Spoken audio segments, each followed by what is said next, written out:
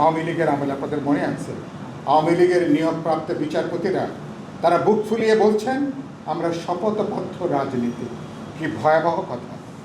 তার মানে তাদের দলের প্রতি তাদের যে আনুগত্য, আপনি যে কোনো মানুষ, রাজনৈতিক মানুষ, যে কোনো আইনের মানুষ, আমরা প্রত্যেক নাগরিক, আমার রাজনীতি বিশ্বাস থাকতে পারে, আদর্শ থাকতে পারে, কিন্তু যখন আপনি বিচারক, যখন আপনি এজলাসে বসেন, যখন কথা শোনেন, রায় লেখেন, তখন আপনি কোনো দলের লোক না, যখন আপনি বিশেষ কোনো পক্ষের লোক না, তখন আপনি ন্যায় বিচারের দণ্ড আপনার হাতে, তখন আপনার ন্যায় বিচারে গণতন্ত্র, আইনের শাসন, এটাই আপনার প্রধান চালিকা শক্তি। আমরা দেখতে চাইব এখন বিএনপি ওই শপথবদ্ধ যে রাজনীতিক ছিল আওয়ামী লীগ আমলে, সেই ধারা থেকে তারা বেরিয়ে আসবেন এবং স্বাধীন, কার্যকর, নিরপেক্ষ, মেরুদণ্ড সম্পন্ন গোটা বিচার ব্যবস্থাকে সেভাবে তারা ঢেলে তারা সাজাবেন। যদি এটা না হয়, একই সাথে বিচার ব্যবস্থা সহ সাংবিধানিক প্রতিষ্ঠানগুলোকেও তাকে স্বাধীনভাবে তাকে কাজ করার সুযোগ তাকে আজকে নিশ্চিত করার প্রয়োজন হবে।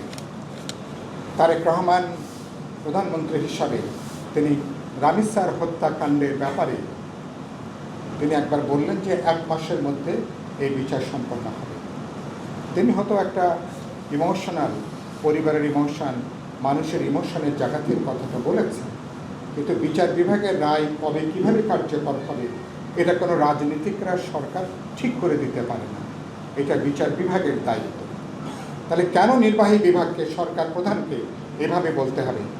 রামিসার এক ধরনের বিচারের রায় আমরা শুনেছি, কিন্তু শত শত রামিসারা এখনো পর্যন্ত বিচারে, এখনো তারা বিচার প্রার্থী, এখনো তারা কান্নাকাটি করছেন, এখনো হাহাকার করছেন।